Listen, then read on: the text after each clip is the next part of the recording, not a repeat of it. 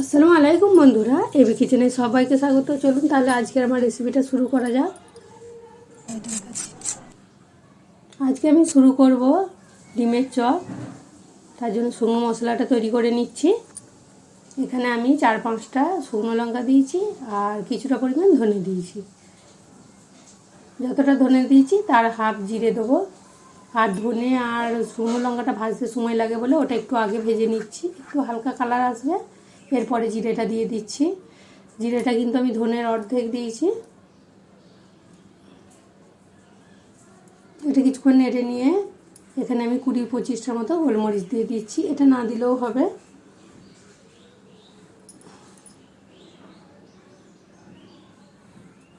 আর এখানে আমি এলাচ লবঙ্গগুলো দিয়ে নিই, কারণ আমার একটা ভাজা মশলা আছে সেটাও দেবো।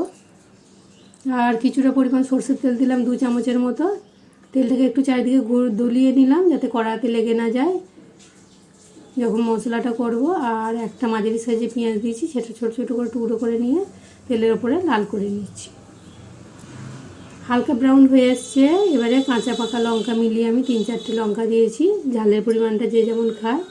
আর এখানে আমি 4টে রসুন আর 1 ইঞ্চির মতো আদা সেটাকে থেতো করে নিয়েছি। এবারে যে যতটা পরিমাণ করবে এগুলোর মশলাগুলো পরিমাণটা সেরকমই হবে। আমি এখানে 3টে বড় সাইজে আলু সিদ্ধ করে নিয়েছি, সেটাও করব। এবারে এখানে আমি হলুদ গুঁড়ো দিলাম খুবই অল্প, 1 চামচের 4 ভাগের 1 ভাগ। আর হাফ চামচ দিচ্ছি জিরে গোল পাউডার, যেটা আমার গুঁড়ো করা থাকে সেটা দিলাম।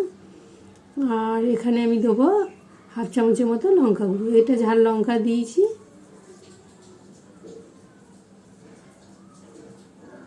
এগুলো আবার 10-15 সেকেন্ডের মতো ভাজা ভাজা হয়ে গেল। আর আমি এখানে ডিম আর আলুটাকে আগেই সিদ্ধ করে রেখেছি। আলুগুলোকে এবারে হাতে করে এরকম চুর করে দিচ্ছি।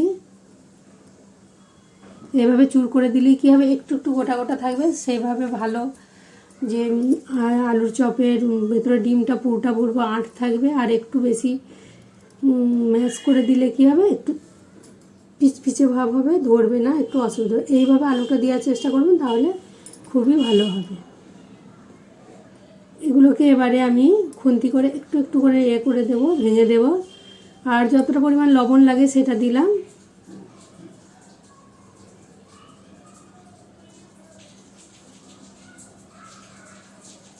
যে এভাবে একটু একটু করে খুন্তি করে ভেঙে দেব। আলুর ভেতরে মশলা বেশ ভালোভাবে ঢুকিয়ে নেব।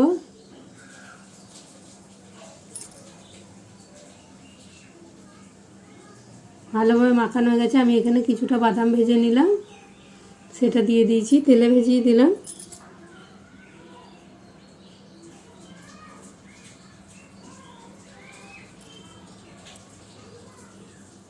এটাকেও বেশ ভালো করে মাখিয়ে নেব।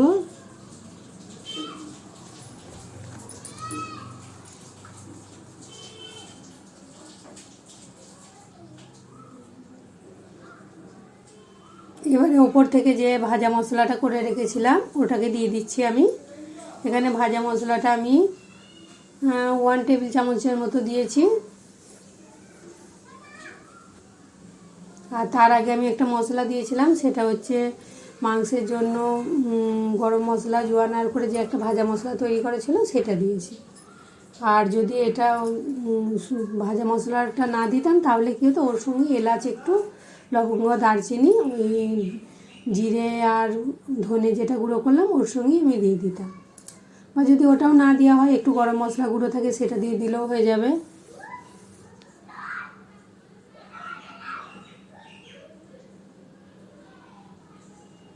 এই মশলাটাকে বেশ ভালো করে মাখিয়ে নিলাম। এবারে আমি সব শেষে ধনেপাতা দিয়ে ধনেপাতাটাকে একটু মাখা জায়গা করে দিয়ে গ্যাসের ফ্লেমটাকে বন্ধ করে দেব।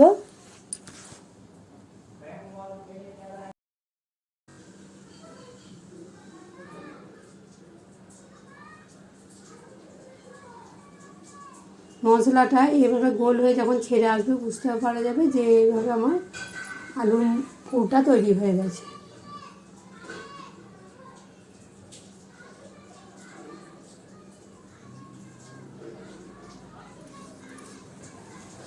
আলুর পুরটা রেডি হয়ে গেছে। এবার আমি একটা জায়গায় তুলে নিয়ে ঠান্ডা করতে দিচ্ছি।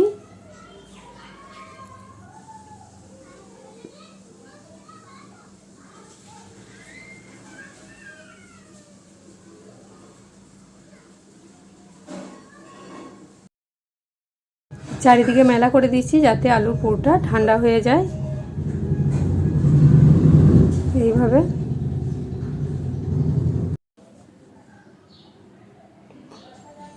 আমি এখানে ডিমগুলোর 4টে করে টুকরো করে নিয়েছি। এইভাবে 4টে টুকরো করলে একটা ডিমে 4টে হবে, আর ওইটা অর্ধেক করলেও হবে, কারণ অল্প ডিমে বেশি চপ হবে, সেই হিসেবে 4টে টুকরো করে দেখেছি। আপনারা অর্ধেক করতে চাইলে অর্ধেকও করে নেবে।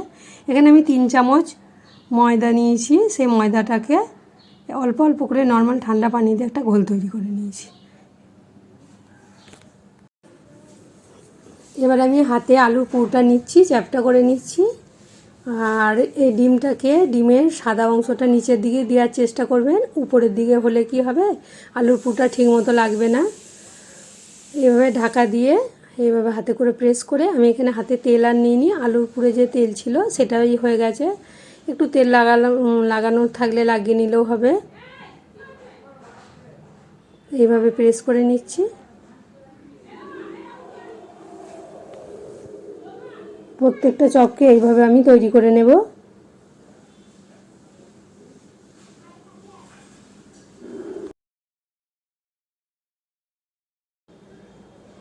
আরও একটা এইভাবে দেখিয়ে দিচ্ছি। ঠিক আলুর পুরটা দিতে হবে ডিমটা ঢাকার মতো যতটা লাগে। এইভাবে উপরটা বেশ মসৃণ করে দিতে হবে। এবার আমি প্রথমে ময়দার ঘোলে তৈরি করে নিয়েছি, ডুবিয়ে নিচ্ছি।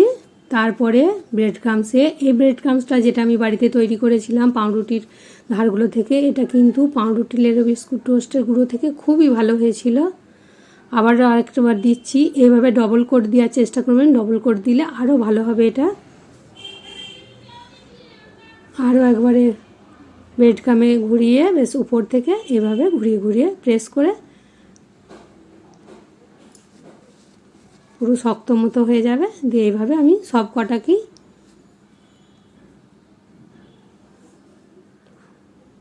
প্রথমে ময়দার ঘোলে ডুবালাম, তারপরে ব্রেড ক্রামসে,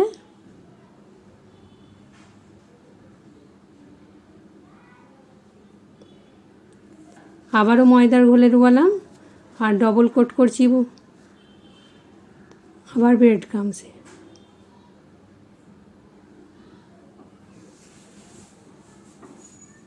এভাবে খুব সুন্দর হয়েছিল, আর ডবল কোট করার কারণে এত ক্রিস্পি হয়েছিল, আর অনেকক্ষণ পর্যন্ত মুচমুচে ছিল।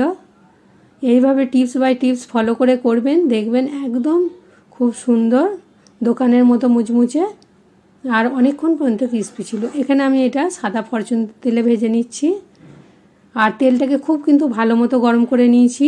তেল সব সময় লক্ষ্য রাখবেন খুব ভালো মতোই যে আমি দিচ্ছি। তেলের ছাড়ার সঙ্গে সঙ্গে এর তেলের টেম্পারটা কত আছে দেখি মনে হচ্ছে তেলটা খুব ভালো গরম হয়েছে। আর একটু তেলটা যদি হালকা গরম হয় তাহলে ফেটে যাবে বা ছেড়ে যাওয়ার ভয় থাকবে। এইভাবে জোরে তেলটা গরম করে হাই হিটে তারপরে দেওয়ার সঙ্গে কিছুক্ষণ এটা হালকা ব্রাউন যেমনি কালার আসবে তখন গ্যাসের ফ্লেমটা মিডিয়াম করতে হবে, একদম লো নয়, মিডিয়াম করে উল্টে পাল্টে ক্রিস্পি করে ভেজে নেব। কিন্তু ছাড়ার সময় সবসময় গ্যাসের ফ্লেমটা যেন হাই থাকে। আর একটু হালকা ব্রাউন হয়ে গেলেই শক্ত হয়ে যাবে, তখন এবারে ক্রিস্পি করার জন্য মিডিয়াম ফ্লেমে ভেজে নেব। এইভাবে স্টেপ বাই স্টেপ ফলো করে করলে দেখবেন একদম পারফেক্ট হবে, একটুও খারাপ হবে না। এইভাবে হালকা করে উল্টে পাল্টে দিতে হবে।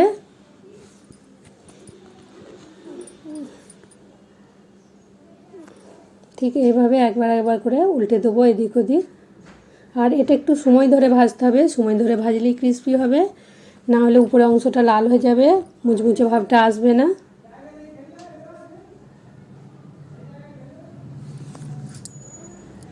এইভাবে প্রেস করতে হবে উপর থেকে। যদি শক্ত মতো হয় তাহলে জানতে হবে হয়ে গেছে, নরম থাকলে হয়নি। এবারে হয়ে গেছে, আমি এবারে এগুলোকে তুলে নেব।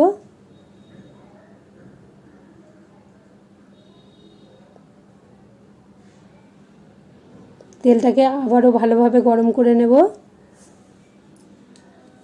দিয়ে বাকি চপগুলোও আমি ভেজে নেব ঠিক একইভাবে। তাহলে এইভাবে আমার রেসিপিটা ফলো করে করে দেখবেন, একদম স্টেপ বাই স্টেপ দেখে করবেন, দেখবেন একদম দোকানের মতো পারফেক্ট হবে। উপর থেকে বিট লবণ ছড়িয়ে দিয়েছি খেতে ভালো লাগার জন্য। কতটা আওয়াজ হচ্ছে শুনুন। এবার আমি কেটে দেখাচ্ছি। এটা কিন্তু অনেকক্ষণ পর্যন্ত মুচমুচে ছিল।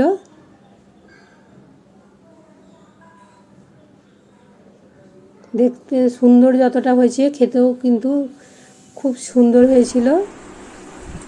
আজ এই পর্যন্তই, আবার অন্য রেসিপি নিয়ে হাজির হব। সবাই ভালো থাকবে। সুন্দর হয়েছে, বিউটিফুল।